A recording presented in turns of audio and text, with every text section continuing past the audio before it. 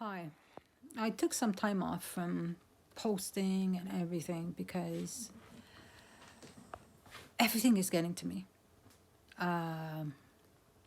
With having my embryo stolen at the IVF clinic, trying to get justice, having the doctor tell me, I'll make it up to you. Meanwhile, it cost me another $32,000 when he stole embryos from me. Trying to get DNA. You're going up against a system that has no laws. IVF is unregulated. You think it's regulated under the government, and it's not. Only if the doctor hurts you, then it's regulated. But when it comes to your property, what you're there for to create, it's not regulated, it's not protected. You're not protected. Your embryos that you make is like a dog or a cat or a bicycle, an object. Even though your embryos have a potential to make a human being that's breathing and living, it's being sold on the black market for $5,000 to $10,000. Infertile couples who can't have children and they want kids and they want to carry their adoptive child, they're willing to pay because then they don't have to go through the system to do the adoption process. Like Snowflake Foundation is there. They have regulations, they have protocols that you have to go through. A lot of people don't qualify. They have the money, but they don't qualify. So when you get a doctor that has no morals, that doesn't care about anybody, he will sell these people your embryo for $5,000 to $10,000 without having a psychological evaluation, without your knowledge, without your consent. See, 2 people got fired at the clinic for telling me. They didn't give me the couple's name, but I met the couple in November 2018. He actually put us on the same day to do a transfer. And the woman told me she had to give away one of her embryos. Yeah, that was my embryo. And she has my child. 6 embryos she used. And then in December, when I went back to get pregnant in 2018, the nurse, Bonnie, ran out of the room while the doctor was going to do the transfer. See, one woman was going to get the shaft and the other one was going to get the embryo. The doctor was going to give me the embryo, but it was transferred to that woman because of what Bonnie did. See, she has to pay. So does the doctor. He has to right his wrong. See, my child is going to be 3 years old this August. He knows these people as mommy and daddy. How is he being treated? Is it fair? No. See, I'm missing out on a lot. And right now, I don't know. I'm been depressed. I trying to get justice, spending thousands of dollars on lawyers, trying to get the DNA. And I got bounced around for 2 years. It took me a year to get a police report. It took 2 years to try to get directed to the right place. Minister of Justice, Minister of Health. The Minister of Health got back to me and said, not even Justin Trudeau could help you. How do you think that makes me feel? COVID, everything. Trying to right the wrong that what happened to me. I was robbed. And there's nothing I can do. Like nothing. Trying to get the politicians involved trying to get this done has been very difficult. You see, Premier Legault's office doesn't pick up the phone anymore. I left them multiple messages and they don't. I'm actually gonna try and look up his email and I'll send him this video. Later tonight, I'm gonna be going on Facebook Live. And people have to know what's going on. And I will be posting on Instagram. See, I needed to take time out for me. You see, it's very depressing. It's emotionally draining. Trying to raise kids. Because I do have 4 children. 2 are out of the house. The 2 little ones are here. Zane is 4, Olivia is 2.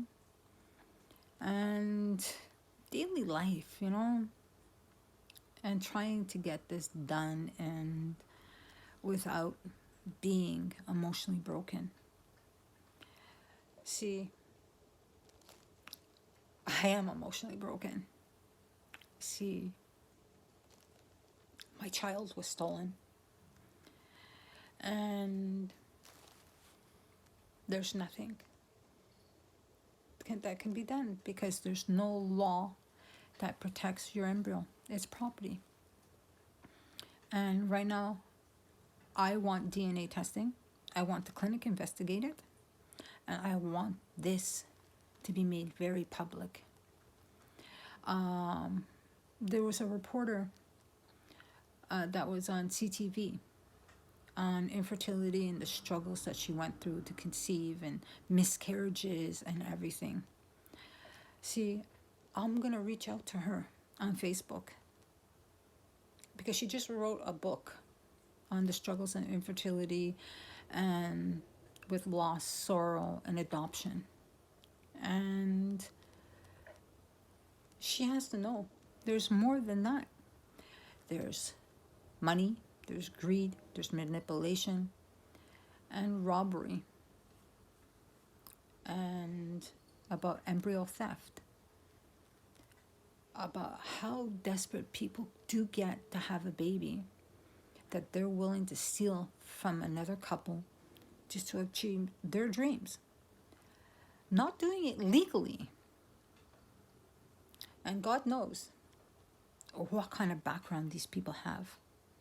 Why they can't adopt. See, home studies are nothing. They come into your home, they look around and they see how you live and what you have and what kind of parents do they think that you would be. Why can't they do a home study to adopt? See, they have the money. They could have went to a surrogate clinic or an ovum clinic to create their own embryos. Why couldn't they do that? Ask yourself, why can't they do that? Obviously, they have money to pay the doctor for the embryo, $5,000 to $10,000. Why can't they go get ovum themselves and create your embryos? Why? Because you need to have the psychological done. You know, to see, why are you afraid to do a psychological? You see? No. Because there's something wrong with that couple. See, I will not rest until I get justice. And Premier Legault, you have to step up. You cannot let this go. You see, you have to stop the injustices that's happening. See, doctors are double and triple charging the government for IVF procedures, failing the cycles on purpose just to make money. You see, there has to be accountability with our tax dollars. See, there is no accountability. That's why doctors are businessmen making thousands and thousands and $1,000 and that. And not all IVF clinics are like this. The majority are. See, it has to be a standard price, an accountability for what they do, and there need to be a national database for donor children to know where the DNA comes from. See, right now, I use the sperm donor for my children, and I don't even think that he used the sperm donor that I used. So you know what? It has to be accountability. You see, I tried contacting the agency, and I want DNA testing done on my son. And they go, well, go through your clinic. They're the problem. So what do I do? So right now, you see, I have a lawyer, but I stopped everything because emotionally, it was a lot. Financially, it was a lot. But see, right now, I think I will be asking my lawyer to get a court order with the sperm donor clinic to get DNA testing and have DNA testing done on my son to make sure it is the right donor. See, I don't trust that clinic. I don't trust anything. I think that there's a lot of hokey pokey in that clinic, especially how brazen they were. See, Bonnie grabbed the embryo tube and ran out, and the doctor goes, I did it fast. No ultrasound machine, no speculum, no nothing. Trust me, trust me. See, I should have called the police right then and there. See, I was in shock. I didn't know what to do. I emailed him.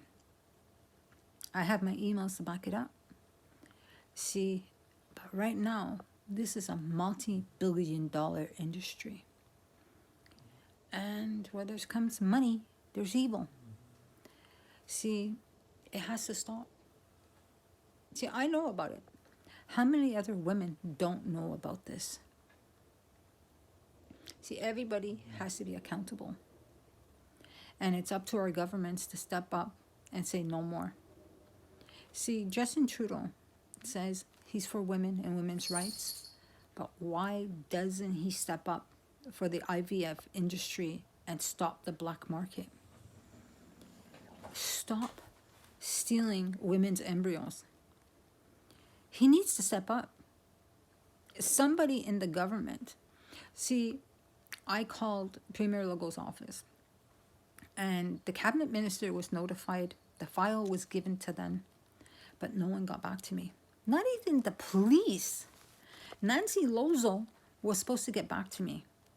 This was last October. I think I gave them enough time to get back to me to say what's going on. Nobody's getting back to me yet. See, I don't know if they're investigating and then waiting for me to get involved, because they know that I'm posting and everything. See, accountability. How many women are doing IVF? Ask yourself. You know, it's a multi-billion-dollar market. And you have to rely on your doctor. See, if you can't trust your doctor, who are you going to trust when you're doing IVF? You have to trust them. You see, I'm going to be reaching out to this one couple that went through infertility on YouTube, Phil and Alex. I watched them in that from many, many years ago, and I'm so happy that they finally had a biological child. They have 2 adoptive girls, and I watched them, and I'm going to reach out to them and tell them what happened to me and what happens in IVF clinics, and if they could help me spread my word. You see, right now, I'm devastated. I'm hurt. And I don't know what to do. I'm one woman fighting for my child. See, should never have happened. And there's a lot of like gay and lesbian couples that do use sperm donors or use ovum donors, and their cycles are being failed on purpose because it's being given to another couple. I shouldn't say given, stolen. And they have to repeat the cycle twice. How many people who have done IVF with an ovum donor had to do your cycle twice? Ask yourself, why? Because they're selling the ovum or embryos that are being created to couples that they're making $5,000 to $10,000 on each embryo. Or they're selling 6 eggs for $35,000. So ask yourself, who is making the money?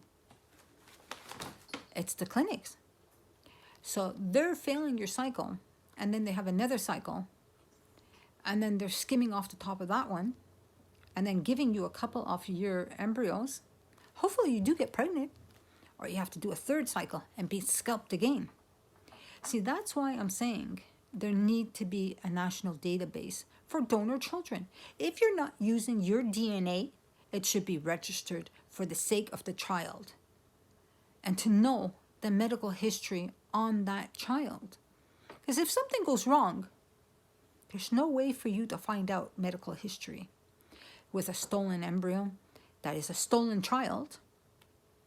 You see, if it's not your DNA, it should be a national database to have it registered to know. But you see, just like all new technologies, and this was explained to me by another person, the computer, we only have it since 2000. But look how it took off. Evil took off with it too. And there's cyber freaks out there. There's pedophiles. There's bullying.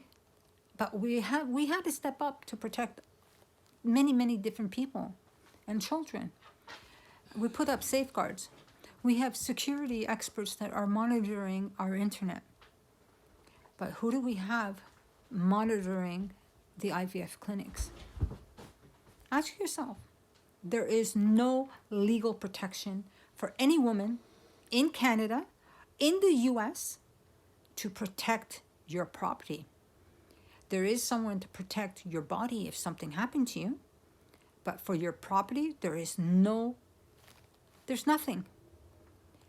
See, there has to be a national database to protect you. See, if you ever done IVF, there's a possibility that you have a full genetic sibling out there that another woman gave birth to without your knowledge and without your consent. And you have no legal right to that child unless you get DNA and you fight for it. See, that's why I'm saying Canada needs to wake up. The US needs to wake up and create laws that protects women and men who go into these clinics to create a child. Or you're going to end up like me, that your money's going to be gone, your child's going to be gone, and you're going to be lucky if you do conceive. See, I entered this nightmare unwillingly. See, I had my son, and I knew that 4 of my embryos disappeared. That he said they were destroyed, and they weren't. They were sold to that woman. She didn't get pregnant. When I came back to get pregnant for my daughter Olivia, that's when my nightmare began. See, I'm asking everybody, step up. Stop the injustice. Help. Or this could be your sister, your friend, that this is happening to. If they're doing IVF, they could be walking in my shoes, and I don't wish that on anybody. So I'm going to end this right now, and I'm sorry that I haven't been posting, but I've been emotionally drained trying to get the word out. Hit the subscribe button, hit the like button, share it, spread the message. You know, with knowledge comes power. And when you're in the dark, it's a happy place because you don't see the light. But when the light shines through and you see the evils that are involved, we have to stop it. See, I'm going to be posting on TikTok tonight and going Facebook Live and spreading the word. See, I'm not going to give up. See, I just need to take a little break and come back fighting. So, God bless everybody. And, you know, I'll keep you updated if I know anything. But right now, they're not sharing with me. And I'll find out eventually, you know. But my heart is broken. And I want justice. Especially for the innocent children that were stolen as a cell. We need to stand up for those innocent children that are placed in God knows what kind of home. We have to stand up for the kids. Because kids are the most vulnerable people in our society, our children. And especially when they're being sold as cells to emotionally unsteady people that should not be a parent because they can't go through an adoption. Ask yourself, if you ever did IVF, this is the risk you're taking. So, like I said, thank you. Share the word. Okay. See, this is little Miss Olivia. Opa, let me get her.